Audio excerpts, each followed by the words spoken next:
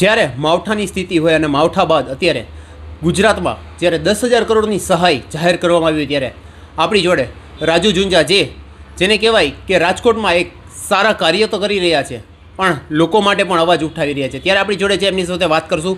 શું કહેશો રાજુભાઈ કે 10,000 કરોડની સહાય કરવામાં આવી છે, તમારા મત મુજબ આ કેટલું યોગ્ય છે અને શું લાગી રહ્યું છે?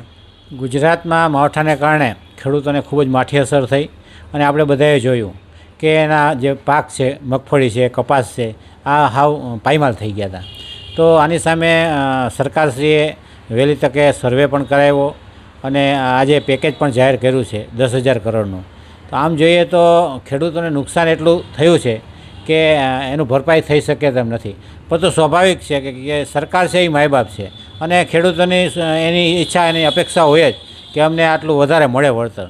તો હું રાજ્ય સરકાર શ્રીને વિનંતી કરું છું આપના ન્યૂઝના માધ્યમથી કે આ જે વળતર આપ્યું છે એ મહદઅંશે ઘણું ઓછું કહી શકાય અને આમાં વધારો કરવામાં આવે, કેમ કે ખેડૂતોની જે આપણે જે રીતના જોયું એ રીતના એનો જે પાક છે એ સદંતર નિષ્ફળ ગયો અને બહુ મોટું નુકસાન થયું છે.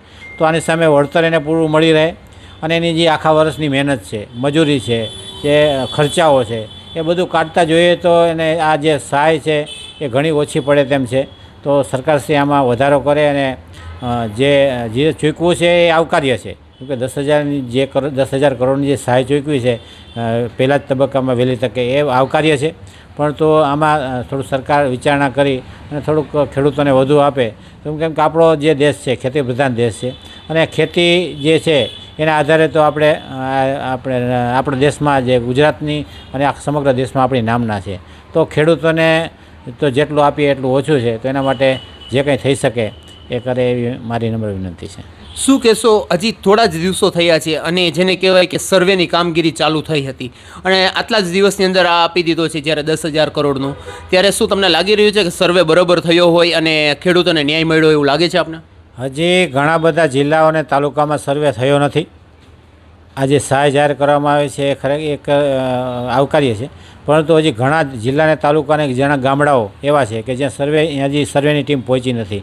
તો એવા લોકોને શું એ કઈ રીતના આપવામાં આવશે એની પણ એક ગોઠવણ કરવામાં આવે.